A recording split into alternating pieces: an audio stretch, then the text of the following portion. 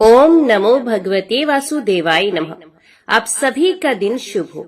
आज की वीडियो में आप सुनेंगे ज्येष्ठ मास महात्म्य के अध्याय 18 की कथा।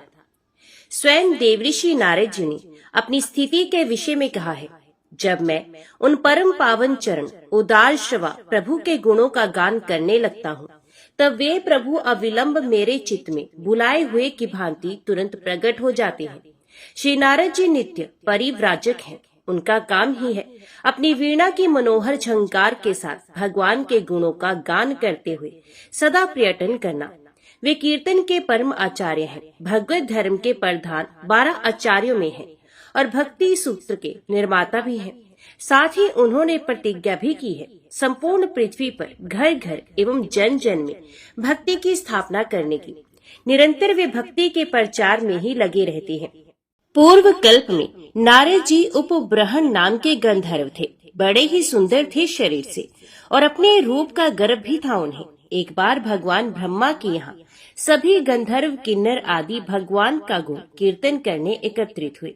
उस समूह में उपब्रहण स्त्रियों को साथ लेकर गए, जहाँ भगवान में चित्त लगाकर उन मंगलमय के गुणगान से अपने को और दूसरों को भी पवित्र करना चाहिए और कामियों की भांति चटक मटक करे, ये बहुत बड़ा अपराध है। ब्रह्मा जी ने उपब्रहण का ये प्रमाद देखकर उन्हें शूद्र योनि में जन्म लेने का श्राप दे दिया। महापुरुषों का क्रोध भी जीव के कल्याण के लिए ही होता है। ब्रह्मा जी ने गंधर्व उपब्रहण पर कृपा करके ही शाप दिया था। उस शाप के फल से वे सदाचारी, संयमी, वेदवादी ब्राह्मणों की सेवा करने वाली शूद्रा दासी के पुत्र हुए। भगवान ब्रह्मा की कृपा से बचपन से ही उनमें धीरता, गंभीरता, सरलता, समता, शील आदि सद्गुण आ गए।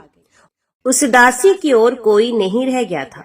वे अपने एकमात्र पुत्र से बहुत ही स्नेह करती थी। जब बालक की अवस्था 5 वर्ष के लगभग थी, तब कुछ योगी संतों ने वर्षा ऋतु में एक जगह चातुर्मास्य किया। बालक की माता उन साधुओं की सेवा में लगी रहती थी, वहीं वे भी उनकी सेवा करते थे। स्वयं नारद जी ने भगवान व्यास से कहा है, व्यासी, उस समय यद्यपि मैं बहुत छोटा था, फिर भी मुझ में चंचलता नहीं थी। मैं जितेंद्रिय था। दूसरे सब खेल छोड़कर साधुओं के आज्ञा अनुसार उनकी सेवा में लगा रहता था। वे संत भी मुझे भोला भाला शिशु जानकर मुझ पर बड़ी कृपा करते थे। मैं शूद्र बालक था और उन ब्राह्मण संतों की अनुमति से उनके बर्तनों में लगा हुआ अन्न दिन में एक बार खा लिया करता था। इससे मेरे हृदय का सब कलमश दूर हो गया, मेरा चित्त शुद्ध हो गया। संत जो परस्पर भगवान की चर्चा करते थे, उसे सुनने में मेरी रुचि हो गई। चातुर्मास्य करके जब वे साधुगण जाने लगे, तब उस दासी के बालक की दीनता, नम्रता आदि देखकर उस पर उन्होंने कृपा की। बालक को उन्होंने भगवान के स्वरूप का ध्यान तथा नाम के जप का उपदेश किया। साधुओं के चले जाने के कुछ समय पश्चात वे शूद्रा दासी रात को अंधेरे में अपने स्वामी ब्राह्मण देवता की गाय दूह रही थी कि उसे पैर में सर्प ने काट लिया। सर्प के काटने से उसकी मृत्यु हो गई। नारद जी ने माता की मृत्यु को भी भगवान की कृपा ही समझा। स्नेहवश माता उन्हें कहीं जाने नहीं देती थी। माता का वात्सल्य भी एक बंधन ही था, जिसे भक्त वत्सल प्रभु ने दूर कर दिया। 5 वर्ष की अवस्था थी, न देश का पता था न काल का। नारद जी दया में विशंभर के भरोसे ठीक उत्तर की ओर वन के मार्ग से चल पड़े। बढ़ते गए। बहुत दूर जाकर जब वे थक गए, तब एक सरोवर का जल पीकर उसके किनारे पीपल के नीचे बैठकर साधुओं ने जैसा बताया था वैसे ही भगवान का ध्यान करने लगे। ध्यान करते समय एक क्षण के लिए सहसा हृदय में भगवान प्रकट हो गए। नारद जी आनंद मगन हो गए, परंतु वे दिव्य झांकी तो विद्युत की भांति आई और चली गई। अत्यंत व्याकुल हो बार बार नारद जी उसी झांकी को पुनः पाने का प्रयत्न करने लगे। बालक को बहुत ही व्याकुल होते देख आकाशवाणी ने आश्वासन देते हुए बताया, इस जन्म में तुम मुझे देख नहीं सकते। जिनका चित्त पूर्णतः निर्मल नहीं है, वे मेरे दर्शन के अधिकारी नहीं है। यह एक झांकी मैंने तुम्हें कृपा करके इसलिए दिखलाई कि इसके दर्शन से तुम्हारा चित्त मुझ में लग जाए। नारद जी ने वहां भूमि में मस्तक रखकर दया में प्रभु के प्रति प्रणाम किया और वे भगवान का गुण गाते हुए पृथ्वी पर घूमने लगे। समय आने पर उनका वह शरीर छूट गया। उस कल्प में उनका फिर जन्म नहीं हुआ।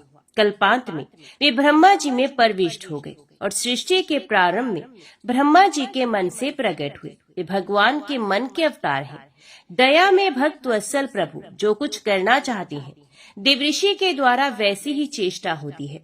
प्रहलाद जी जब माता के गर्भ में थे, तभी गर्भस्थ बालक को लक्ष्य करके देवऋषि ने उन दैत्य को उपदेश किया था।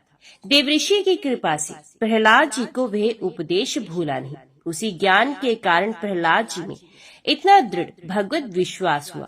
इसी प्रकार ध्रुव जब सौतेली माता के वचनों से रूठकर वन में तप करने जा रहे थे, तब मार्ग में उन्हें नारद जी मिले थे। नारद जी ने ध्रुव को मंत्र देकर उपासना की पद्धति बताई थी। प्रजापति दक्ष के हर्षव नामक 10 सहस्त्र पुत्र पिता की आज्ञा से सृष्टि विस्तार के लिए तप कर रहे थे। देवऋषि ने देखा कि वे शुद्ध हृदय बालक तो भगवत प्राप्ति के अधिकारी हैं, अतः उन्हें उपदेश देकर नारद जी ने सबको विरक्त बना दिया। दक्ष इस समाचार से बहुत दुखी हुए। उन्होंने दूसरी बार 1 सहस्त्र पुत्र उत्पन्न किए। वे शबलाश्व नामक दक्ष पुत्र भी तप में लगे और इन्हें भी कृपा करके देवऋषि ने भगवान के नाम के मार्ग पर अग्रसर कर दिया। प्रजापति दक्ष को जब ये समाचार मिला तब वे अत्यंत क्रोधित हुए। उन्होंने देवऋषि को शाप दिया कि तुम 2 घड़ी से अधिक कहीं ठहर नहीं सकोगे। नारद जी ने शाप को सहज स्वीकार कर लिया। उन्हें इसमें तनिक भी शोभ नहीं हुआ, क्योंकि वे तो इसे अपने आराध्य प्रभु की इच्छा समझकर संतुष्ट हो रहे थे। देवऋषि नारद जी वेदांत, योग, ज्योतिष, वैदज्ञ, संगीत शास्त्र आदि अनेक विद्याओं के आचार्य हैं और भक्ति के तो वो मुख्य आचार्य हैं। उनका पांचरात्र भागवत मार्ग का मुख्य ग्रंथ है। देवऋषि ने कितने लोगों पर कब कैसे कृपा की है, इसकी गणना कोई नहीं कर सकता। वे कृपा की ही मूर्ति हैं। जीवों पर कृपा करने के लिए वे निरंतर त्रिलोकी में घूमते रहते हैं। उनका एक ही व्रत है कि जो भी मिल जाए उसे चाहे जैसे हो भगवान के श्री चरणों तक पहुंचा दिया जाए। जो जैसा अधिकारी होता है उसे वे वैसा मार्ग बताते हैं। प्रहलाद तथा ध्रुव को उनके अनुसार और हिरण्यकशिपु तथा कंस को उनके अनुसार मार्ग उन्होंने बताया। उनका उद्देश्य रहता है कि जीव जल्दी से जल्दी भगवान को प्राप्त करे। देवऋषि ही एकमात्र ऐसे हैं जिनका सभी सुर असुर समान रूप से आदर करते हैं। सभी उनको अपना हितैषी मानते रहे हैं और वे सचमुच सबके हितैषी हैं। भगवान व्यास जब वेदों का विभाजन तथा महाभारत की रचना करके भी प्राणियों की कल्याण कामना से खिन्न हो रहे थे, तब उन्हें भागवत तत्व का उपदेश करते हुए नारद जी ने बताया, वे वाणी वाणी नहीं है जिसके विचित्र पदों में त्रिभुवन पावन श्री हरि के यशों का वर्णन नहीं हुआ है। वे कुओं का तीर्थ है जहाँ मान सरोवर विहारी सुशिक्षित हंस क्रीड़ा नहीं करते, अर्थात जैसे घृणित विष्टा पर चोंच मारने वाले कुओं के समान मलिन विश्व अनुरागी कामी मनुष्यों का मन उस वाणी में रमता है, वैसा मान सरोवर में विहरण करने वाले राजहंसों के समान परम हंस भागवतों का मन उसमें कभी नहीं रमता। उस वाणी को बोलना तो संसार पर वज्रपात करने के समान तथा लोगों को पाप मगन करने वाला है, जिसके प्रत्येक पद में भगवान के वे मंगल में नाम एवं यश नहीं है, जिनको साधु जन सुनते हैं, गाते हैं और वर्णन करते हैं। भगवान के भक्ति भावना से शून्य निर्मल निरंजन निष्कर्म ज्ञान भी शोभा नहीं देता, फिर वे सदा अकल्याणकारी कर्म तो कैसे शोभा दे सकता है जो निष्काम भाव से भगवान को समर्पित नहीं कर दिया गया है। भगवान श्री कृष्ण ने नारद जी के गुणों की प्रशंसा करते हुए एक बार राजा उग्रसेन से कहा था, मैं देवराज इंद्र द्वारा किए गए स्तोत्र से दिव्य दृष्टि संपन्न श्री नारद जी की सदा स्तुति करता हूँ। वे स्तोत्र श्रवण कीजिए जो ब्रह्मा जी की गोद से प्रकट हुए हैं, जिनके मन में अहंकार नहीं है, जिनका शास्त्र ज्ञान और चरित्र किसी से छिपा नहीं है। उन देवऋषि नारद को मैं नमस्कार करता हूँ, जिनमें अरति, क्रोध, चपलता और भय का सर्वथा अभाव है, जो धीर होते हुए भी दीर्घ सूत्री नहीं है। उन नारद जी को मैं प्रणाम करता हूँ, जो कामना अथवा लोभवश झूठी बात मुंह से नहीं निकालती और समस्त प्राणी जिनकी उपासना करते हैं। उन नारद जी को मैं नमस्कार करता हूँ, जो अध्यात्म गति के तत्व को जानने वाले, ज्ञान शक्ति संपन्न तथा जितेंद्रिय हैं, जिनमें सरलता भरी है तथा जो यथार्थ बात कहने वाले हैं, उन नारद जी को मैं प्रणाम करता हूँ। जो तेज, यश, बुद्धि, नय, विनय, जन्म तथा तपस्या सभी दृष्टियों से बड़े हुए हैं, उन नारद जी को मैं नमस्कार करता हूँ। जिनका स्वभाव सुख में, वेश सुंदर तथा भोजन उत्तम है, जो प्रकाशमान, पवित्र, शुभ दृष्टि संपन्न तथा सुंदर वचन बोलने वाले हैं, उन नारद जी को मैं प्रणाम करता हूँ। जो उत्साह पूर्वक सबका कल्याण करते हैं, जिनमें पाप का लेश भी नहीं है तथा जो परोपकार करने से कभी अघाते नहीं है, उन नारद जी को मैं नमस्कार करता हूँ। जो सदा वेद, स्मृति और पुराणों में बताए हुए धर्म का आश्रय लेते हैं तथा प्रिय और अप्रिय से रहते हैं, उन नारद जी को मैं प्रणाम करता हूँ। जो खान पान आदि भोगों में कभी लिप्त नहीं होते हैं, जो पंडित, आलस्य है तथा बहुश्रुत ब्राह्मण है, जिनके मुख से अद्भुत बातें, विचित्र कथाएं सुनने को मिलती हैं, उन नारद जी को मैं प्रणाम करता हूँ। जिन्हें धन के लोभ, काम अथवा क्रोध के कारण भी पहले कभी भ्रम नहीं हुआ है, जिन्होंने काम, क्रोध और लोभ तीनों दोषों का नाश कर दिया है, उन नारद जी को मैं प्रणाम करता हूँ। जिनके अंतकरण से समोह रूप दोष दूर हो गया है, जो कल्याण में भगवान और भागवत धर्म में दृढ़ भक्ति रखते हैं, जिनकी नीति बहुत उत्तम है तथा जो संकोची स्वभाव के हैं, उन नारद जी को मैं प्रणाम करता हूँ। जो समस्त संगों से अनासक्त हैं तथापि सब में आसक्त हुए से दिखाई देते हैं, जिनके मन में किसी संशय के लिए स्थान नहीं है, जो बड़े अच्छे वक्ता है, उन नारद जी को मैं नमस्कार करता हूँ। जो किसी भी शास्त्र में दोष दृष्टि नहीं करते, तपस्या का अनुष्ठान ही जिनका जीवन है, जिनका समय कभी भगवत चिंतन के बिना व्यर्थ नहीं जाता और जो अपने मन को सदा वश में रखते हैं, उन श्री नारद जी को मैं प्रणाम करता हूँ। जिन्होंने तप के लिए श्रम किया है, जिनकी बुद्धि पवित्र एवं वश में है, जो समाधि से कभी तृप्त नहीं होते, अपने प्रयत्न में सदा सावधान रहने वाले, उन नारद जी को मैं नमस्कार करता हूँ। जो अर्थ लाभ होने से हर्ष नहीं मानते और लाभ होने पर मन में कलेश का अनुभव नहीं करते, जिनकी बुद्धि स्थिर तथा आत्मा अनासक्त है, उन नारद जी को मैं नमस्कार करता हूँ। जो सर्व गुण संपन्न, दक्ष, पवित्र, कात्रता रहित, कालज्ञ और नितज्ञ है, उन देवर्षि नारद को मैं भजता हूँ। नारद जी के स्तोत्र का मैं नित्य जप करता हूँ, इससे वे मुनि श्रेष्ठ मुझ पर अधिक प्रेम रखते हैं।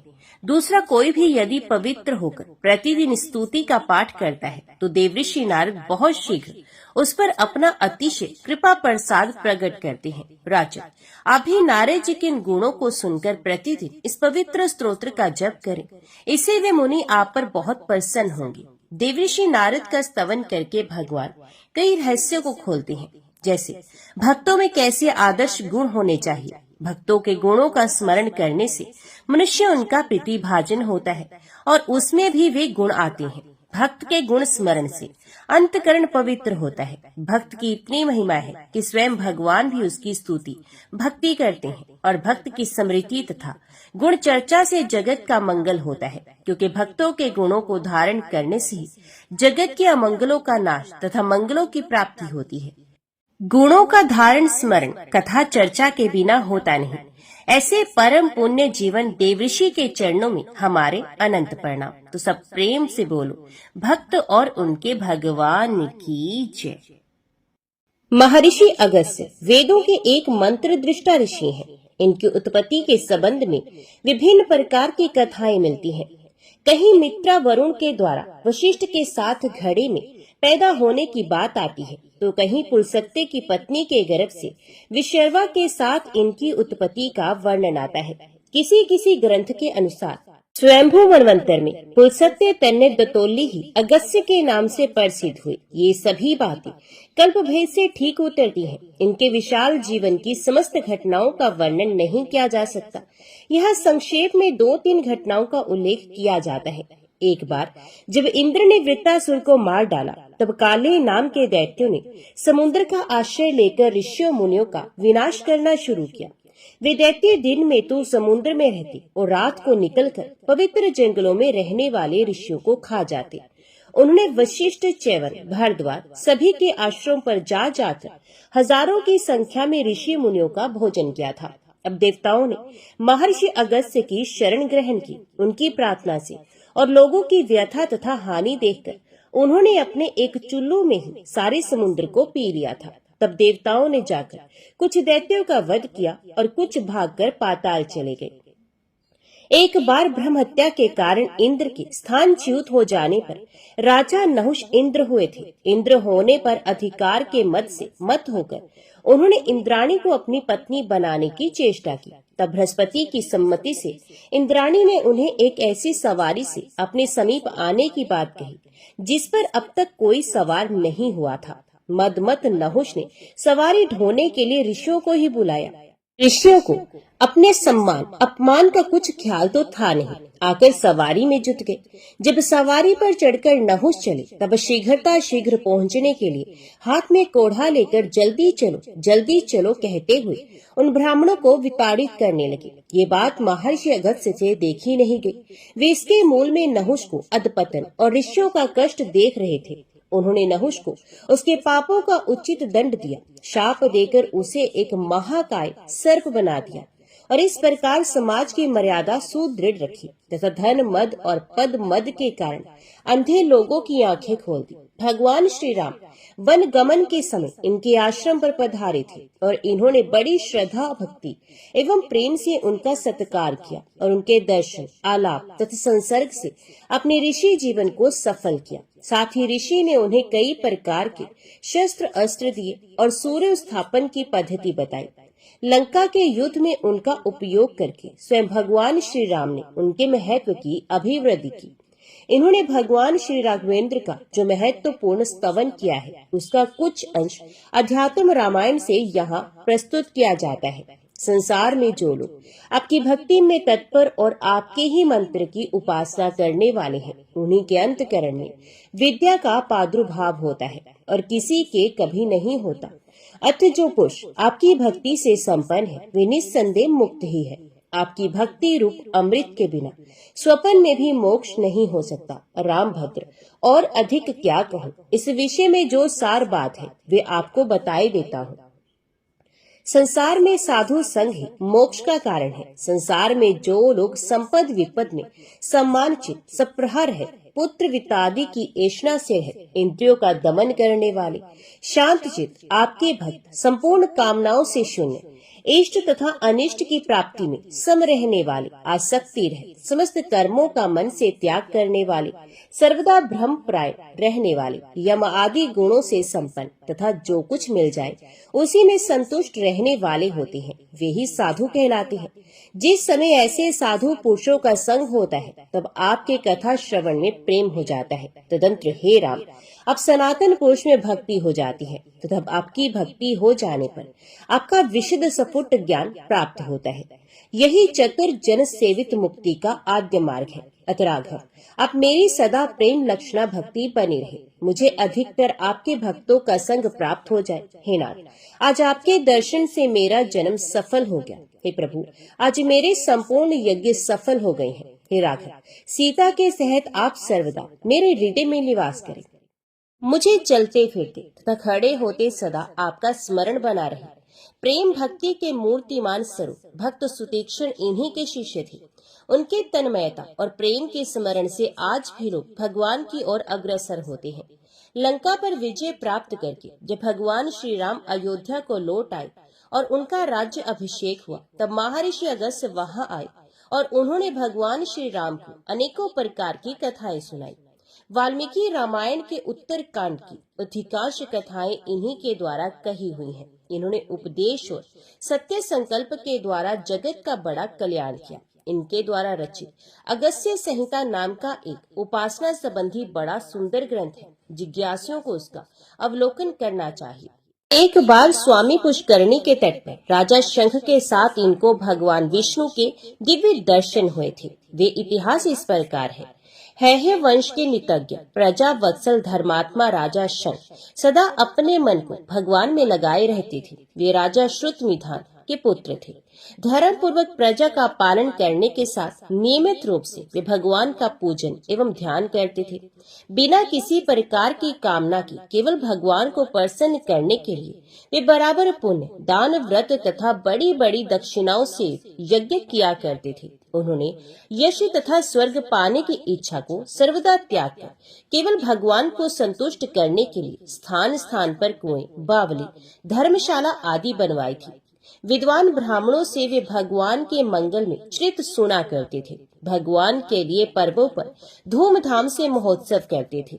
भगवान नाम का कीर्तन, भगवान का स्मरण, यही उनके परम प्रिय कार्य थे। इस प्रकार उनका चित्त सब ओर से भगवान में ही लगा रहता था। भगवान में लगा चित्त अपने आप ही निर्मल हो जाता है और उसमें अपने आप ही वैराग्य का उदय होता है। राजा शंख के मन में वैराग्य के साथ भगवान को पाने की उत्कंठा जागी। अब वे बराबर सोचते रहते, मुझे भगवान के दर्शन कब होंगे, वे दया में मुझे कब अपनाएंगे। मैं तो इतना अधम हूँ कि उनके श्री चरणों के सम्मुख जाने का अधिकारी कभी हो ही नहीं सकता। किंतु वे मेरे हृदय धन तो कृपा के समुद्र हैं। वे मुझसे शूद्र पर भी क्या कभी कृपा करेंगे। मैं क्या करूं, कैसे उन सौंदर्य सिंधु की एक झांकी पाऊं। राजा की व्याकुलता का कहीं पार नहीं था। उनके प्राण छटपटाने लगे। सहसा बड़ी ही मधुर ध्वनि राजा ने सुनी, राजा तुम शोक छोड़ दो, तुम तो मुझे बहुत ही प्यारे हो। तुमने मेरे लिए बहुत कष्ट सहा है, बहुत तप किया है, मैं तुम पर बहुत संतुष्ट हूँ। किंतु अभी तुम्हें मेरे दर्शन होने में 1 सहस्र वर्ष की देर है। तुम्हारी ही भांति महर्षि अगस्त्य भी मेरे दर्शन के लिए व्याकुल हो रहे हैं। ब्रह्मा जी के आदेश से वे वेंकटेश पर्वत पर तप कर रहे हैं। अब तुम भी वहीं जाकर मुझ में मन लगाकर मेरा भजन करो, वहीं तुम्हें मेरे दर्शन होंगे। राजा शंख तो इस वाणी को सुनते ही मारे हर्ष के नाचने लगे। उनका हृदय शीतल हो गया। भला मुझ अधम को भगवान के दर्शन होंगे तो उन्हें तो 1000 वर्ष एक क्षण से भी छोटे लगे। थोड़े समय के साधन से उगता जाने वाले लोगों में भगवान का प्रेम नहीं होता। जिसके हृदय में प्रेम है उसे तो ये पता लग जाना कि कभी उसे प्रेम स्पर्श प्रभु मिलेंगे, बहुत बड़ा वरदान है। जो भगवान कल्प कल्प की साधना से ऋषियों को भी कदाचित ही मिलते हैं, ये 1000 वर्ष में मिलेंगे, ये तो बहुत ही सुगम बात हो गई है। वे 1000 वर्षों को कुछ गिनते ही नहीं। राजा ने उसी समय अपने बड़े पुत्र वज्र का राज्य अभिषेक कराया और स्वयं वेंकटेश पर्वत की ओर चल पड़े। भगवान का दर्शन तो 1000 वर्षों में होगा ही, फिर अब तप तथा भजन क्यों किया जाए, ये बात भक्त के मन में नहीं आती। उसे तो दर्शन हो जाने पर भी भजन को छोड़ देना स्वीकार नहीं होता। राजा ने तो अपने पर भगवान की कृपा का अनुभव कर लिया था, इससे उनकी भजन में रुचि अत्यंत बढ़ गई थी।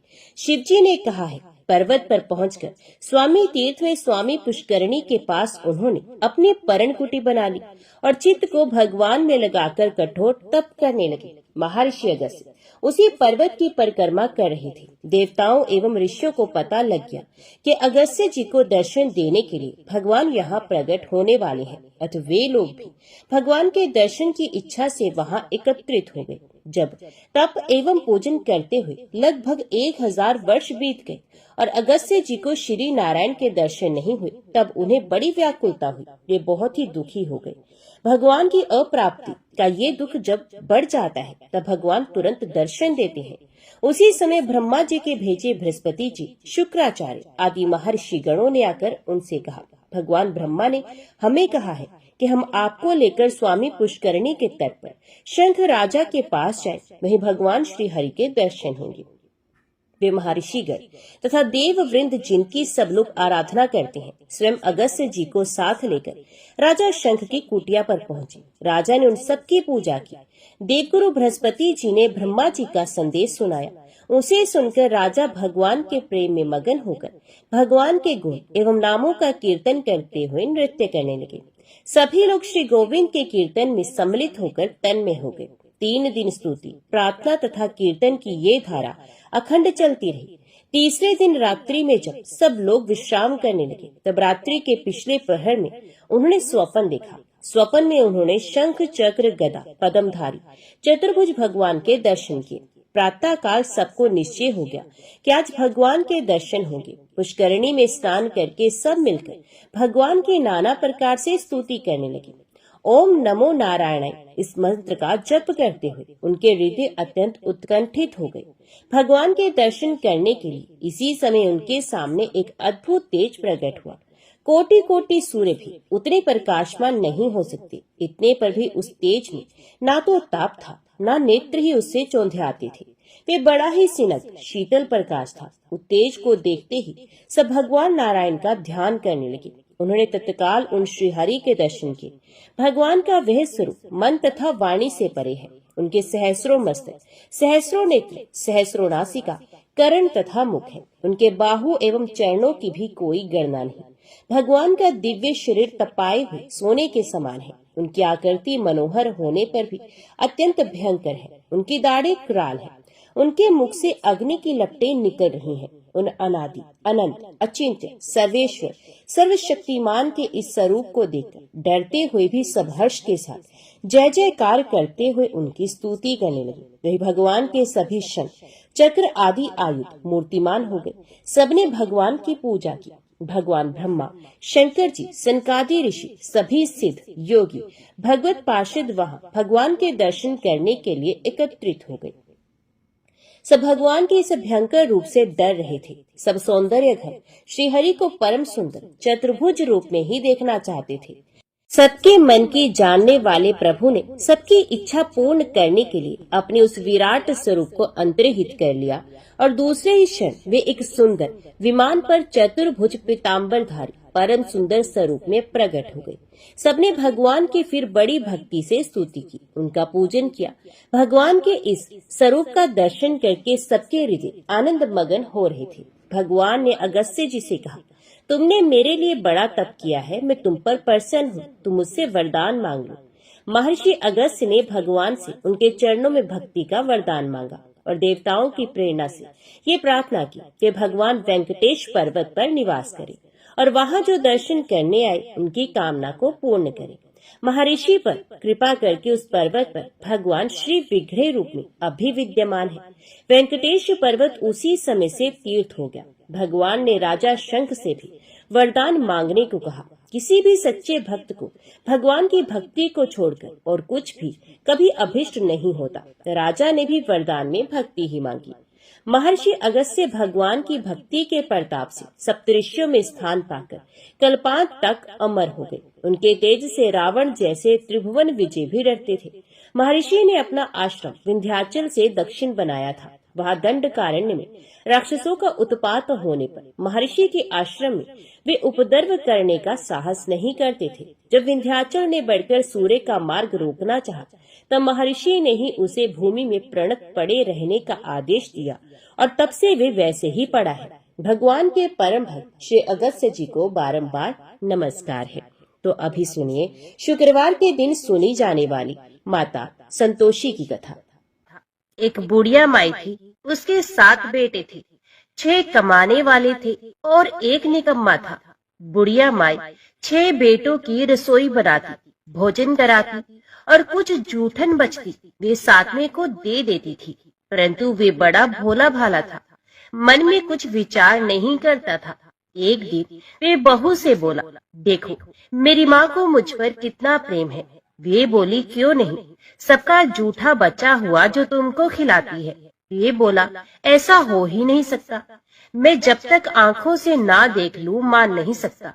बहू ने हंसकर कहा, देख लोगे तब तो मानोगे ना। कुछ दिन बाद त्योहार आया। घर में 7 प्रकार के भोजन और चूरमे के लड्डू बनाए गए। कुछ दिन के बाद कोई त्योहार आया। घर में 7 प्रकार के भोजन और चूरमे के लड्डू बने। वे जांचने को सर दुखने का बहाना कर पतला वस्त्र सर पर ओढ़े रसोई घर में ही सो गया। वे कपड़े में से सब कुछ देख रहा था। 6 भाई भोजन करने आए। उसने देखा माँ ने उनके लिए सुंदर आसन बिछाया, नाना प्रकार की रसोई परोसी और आग्रह करके उन्हें जिमाया। वे देखता रहा।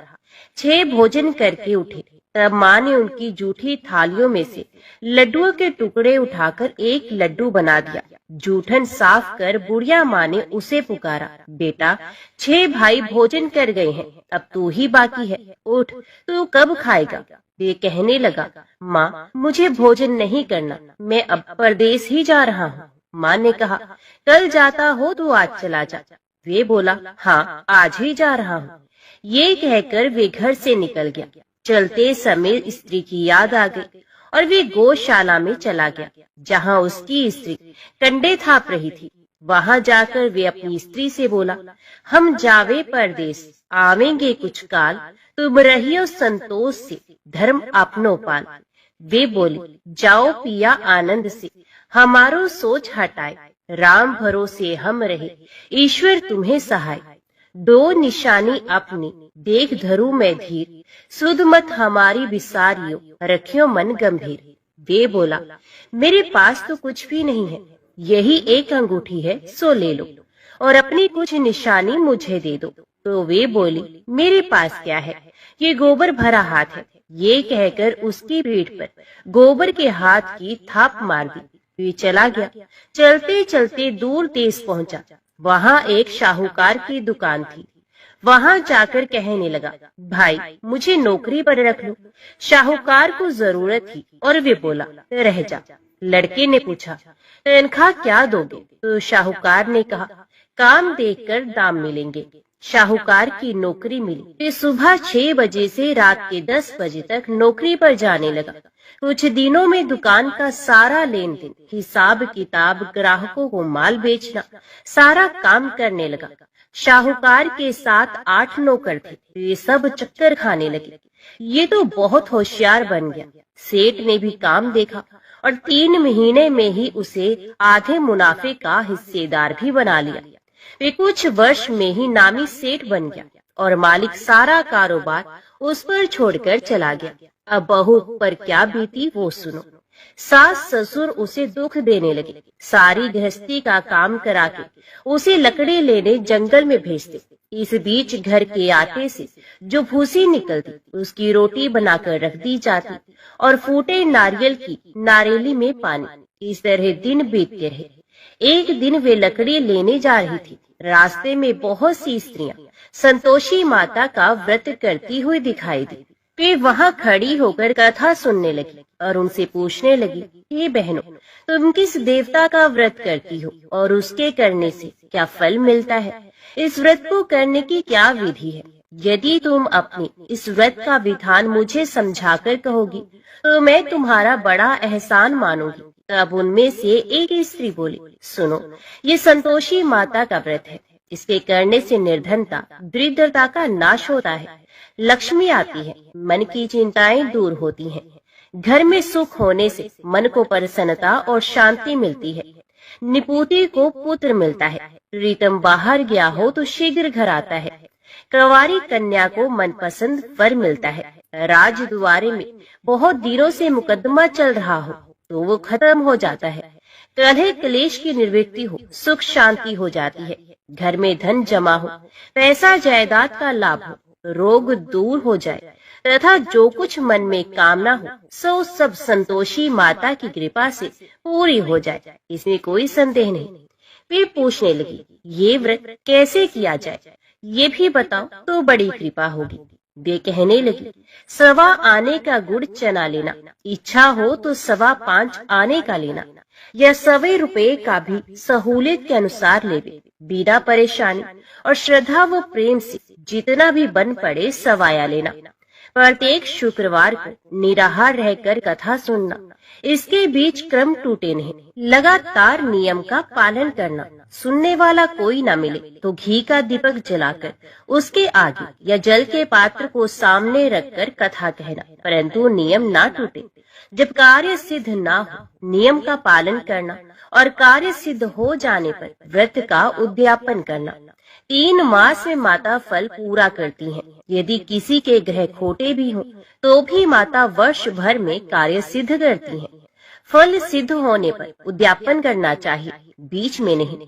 उद्यापन में 2.5 सेर आटे का खाजा तथा इसी परिमाण से खीर तथा चने का साग करना, 8 लड़कों को भोजन कराना, जहाँ तक मिले देवर जेठ भाई बंधु के हो, ना मिले तो रिश्तेदारों और पास पड़ोसियों को बुलाना, उन्हें भोजन करा, यथाशक्ति दक्षिणा दे, माता का नियम पूरा करना, उस दिन घर में खटाई ना खाई जाए। ये सुन बुढ़िया के लड़के की बहू चल दी, रास्ते में लकड़ी के बोझ को बेच दिया और उन पैसों से गुड़ चना ले माता के व्रत की तैयारी कर आगे चली गई और सामने मंदिर देखकर पूछने लगी, ये मंदिर किसका है? सब कहने लगे, माता संतोषी का मंदिर है। ये सुनकर माता के मंदिर में जाकर चरणों में लौटने लगी, दीन हो विनती करने लगी, माँ मैं निपट अज्ञानी हूँ, व्रत के कुछ भी नियम नहीं जानती, मैं दुखी हूँ। हे माता, हे जगत जननी, मेरा दुख दूर कर, मैं तेरी शरण में हूँ। माता को दया आई। एक शुक्रवार बीता कि दूसरे को उसके पति का पत्र आ गया और तीसरे शुक्रवार को उसका भेजा हुआ पैसा पहुंचा। ये देख जेठ जेठानी मुंह सिकोड़ने लगे, इतने दिनों में इतना पैसा आया, इसमें क्या बढ़ाई है? लड़के ताने देने लगे, काकी के पास पत्र आने लगे, रुपया आने लगा। अब तो काकी की खातिर बढ़ेगी, अब तो काकी बोलने से भी नहीं बोलेगी। बेचारी सरलता से कहती, भैया कागज आवे रुपया आवे, हम सबके लिए अच्छा है। ऐसा कहकर आंखों में आंसू भरकर संतोषी माता के मंदिर में आकर मातेश्वरी के चरणों में गिरकर रोने लगी। माँ, मैंने तुमसे पैसा कब मांगा है? मुझे पैसे से क्या काम है? मुझे तो अपने सुहाग से काम है, मैं तो अपने स्वामी के दर्शन मांगती हूँ। तब माता ने प्रसन्न होकर कहा, जा बेटी, तेरा स्वामी आएगा। ये सुनकर खुशी से बावली होकर घर में जाकर काम करने लगी। अब संतोषी माँ विचार करने लगी, इस भोली पुत्री को मैंने कह तो दिया कि तेरा पति आएगा, पर कैसे? वे तो इसे स्वप्न में भी याद नहीं करता। उसे याद दिलाने के लिए मुझे ही कुछ करना होगा, मुझे ही जाना पड़ेगा। इस तरह माता जी उस बुढ़िया के बेटे के पास जाकर स्वप्न में प्रकट होकर कहने लगी, शाहूकार के बेटे सो रहा है या जागता है? वे कहने लगा, माता सोता भी हूँ, जागता भी नहीं हूँ, कहो क्या आज्ञा है? माँ कहने लगी, तेरे घर बार कुछ है कि नहीं? वे बोला, मेरे पास सब कुछ है, माँ बाप है, बहू है, क्या कमी है? तो माँ बोली, भोले पुत्र, तेरी बहू घोर कष्ट उठा रही है, तेरे माँ बाप उसे त्रास दे रहे हैं, वे तेरे लिए तरस रही है, तू उसकी सुध ले। वे बोला, हाँ माता जी, ये तो मालूम है, परंतु जाऊं तो जाऊं कैसे? परदेश की बात है, लेन देन का कोई हिसाब नहीं, कोई जाने का रास्ता नहीं आता, कैसे चला जाऊं? माँ कहने लगी, मेरी बात मान, सवेरे नहा धोकर संतोषी माता का नाम ले, घी का दीपक जला, दंडवत प्रणाम कर दुकान पर जाकर बैठ जा। देखते देखते सारा लेन देन चुक जाएगा, जमा किया गया माल बिक जाएगा, साज होते होते धन का भारी ढेर लग जाएगा। अब सवेरे जल्दी उठकर भाई बंधुओं से सपने की सारी बात कहता है। वे सब उसकी अनसुनी कर दिल लगी उड़ाने लगे। कभी सपने भी सच होते हैं। एक बूढ़ा आदमी बोला, देख भाई, मेरी बात मान, इस प्रकार झूठ साच करने के बदले देवता ने जैसा कहा है वैसा ही करने में तेरा क्या जाता है। अब बूढ़े की बात मानकर वे नहा धोकर संतोषी माता को दंडवत घी का दीपक जला दुकान पर जाकर बैठ जाता है। थोड़ी देर में क्या देखता है कि देने वाले रुपया लाने लगे, लेने वाले हिसाब लेने लगे। कोठे में भरे सामान के खरीदार नकद दाम देकर सौदा करने लगे। शाम तक धन का भारी ढेर लग गया। मन में माता का नाम ले, चमत्कार दे, प्रसन्न हो घर ले जाने के वास्ते गहने कपड़ा सामान खरीदने लगा। यह काम से निपट तुरंत घर को रवाना हुआ। बहू बेचारी जंगल में लकड़ी लेने जाती है। लौटते वक्त माता जी के मंदिर में विश्राम करती है। वे तो उसके प्रतिदिन रुकने का जो स्थान ठहरा। धूल उड़ती देख वे माता से पूछती है, हे माता, ये धूल कैसे उड़ रही है? माता कहती है, हे पुत्री, तेरा पति आ रहा है, अब तू ऐसा कर, लकड़ियों के 3 बोझ बना ले, एक नदी के किनारे रख और दूसरा मेरे मंदिर पर और तीसरा अपने सर पर रख। तेरे पति को लकड़ियों का गट्ठर देख मोह पैदा होगा, वे यहाँ रुकेगा, नाश्ता पानी खाकर माँ से मिलने जाएगा। तब तू लकड़ियों का बोझ उठाकर जाना और चौक में गट्ठर डालकर जोर से आवाज लगाना, लो सासू जी, लकड़ियों का गट्ठर लो, भूसी की रोटी दो, नारियल के खोपड़े में पानी दो, आज मेहमान कौन आया है। बहुत अच्छा। माता जी से कहकर वे प्रसन्न मन से लकड़ियों के 3 गट्ठर ले आई। एक नदी के किनारे पर एक माता जी के मंदिर पर रखा। इतने में मुसाफिर आ पहुंचा। सूखी लकड़ी देख उसकी इच्छा उत्पन्न हुई कि हम यहीं पर विश्राम करें और भोजन बनाकर खा पीकर गांव जाएं। इसी तरह रुककर भोजन बना, विश्राम करके गांव को गया। सबसे प्रेम से मिला। उसी समय सर पर लकड़ी का गट्ठर लिए वे उतावली सी आती है। लकड़ियों का भारी बोझ आंगन में डालकर जोर से 3 आवाज देती है, लो सासू जी, लकड़ियों का गट्ठर लो, भूसे की रोटी दो, आज मेहमान कौन आया है। ये सुनकर उसकी सास बाहर आकर अपने दिए हुए कष्टों को भुलाने हेतु कहती है, बहू ऐसा क्यों कहती है, तेरा मालिक ही तो आया है, आ बैठ, मीठा भात खा, भोजन कर, कपड़े गहने पहन। उसकी आवाज सुनकर उसका पति बाहर आता है। अंगूठी देखकर व्याकुल हो जाता है। माँ से पूछता है, माँ ये कौन है? तो माँ कहती है, बेटा ये तेरी बहू है। आज 12 वर्ष हो गए जब से तू गया है, तब से सारे गांव में जानवर की तरह भटकती रहती है। घर का काम काज कुछ करती नहीं, 4 पहर आकर खा जाती है। अब तुझे देकर भूसी की रोटी और नारियल के खोपड़े में पानी मांगती है।